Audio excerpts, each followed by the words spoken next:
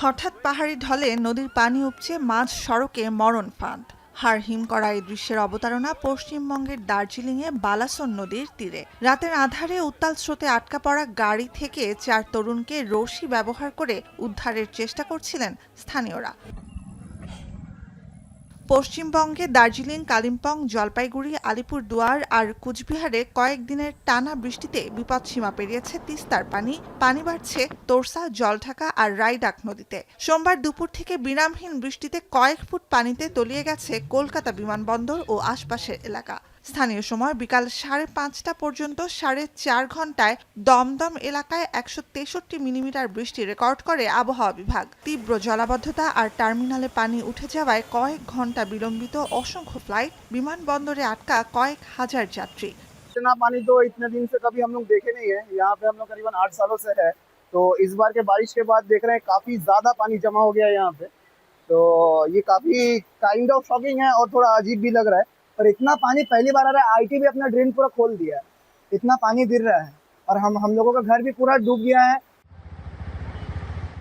বন্যা পরিস্থিতির ব্যাপক অবনতি হয়েছে প্রতিবেশী আসামে। প্রায় 800 গ্রাম পানিবন্দী, তলিয়ে গেছে 50,000 একর কৃষি জমি। 15 জেলায় বন্যা কবলিত 4.25 লাখ মানুষ, বাড়ছে প্রাণহানি। সবচেয়ে ক্ষতিগ্রস্ত শিবসাগর জেলায় পানিবন্দী 1.5 লাখের বেশি মানুষ।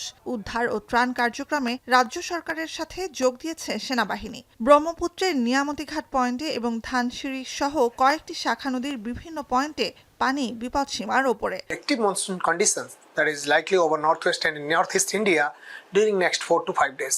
Also possibility of isolated heavy to very heavy rainfall at a few places with the isolated extremely heavy falls likely over Jammu Kashmir and Himachal Pradesh during on 20th and 21st of July, over Uttarakhand, Uttar Pradesh, Bihar, Assam and Meghalaya during next 24 hours, that is today on 20th of July. নাগাল্যান্ডেও বিরামহীন বৃষ্টিতে কয়েকটি ভূমিধস ও প্রাণহানির ঘটনা ঘটেছে। 4 জনের মরদেহ উদ্ধার করতে পেরেছে প্রশাসন।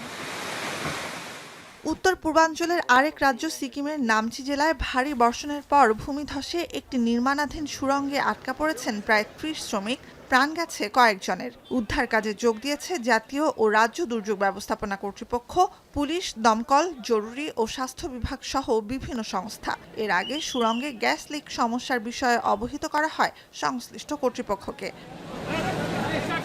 উত্তরের জম্মু কাশ্মীরে কয়েকদিনের টানা বৃষ্টি, বন্যা, ভূমিধসে প্রাণহানি বাড়ছেই। মৃত ব্যক্তিদের পরিবারের সহায়তায় 6 লাখ রুপি করে সহযোগিতার ঘোষণা দিয়েছেন মুখ্যমন্ত্রী ওমর আবদুল্লাহ। সবচেয়ে ক্ষতিগ্রস্ত পুঞ্চ, রাজৌরি ও দোদা জেলা।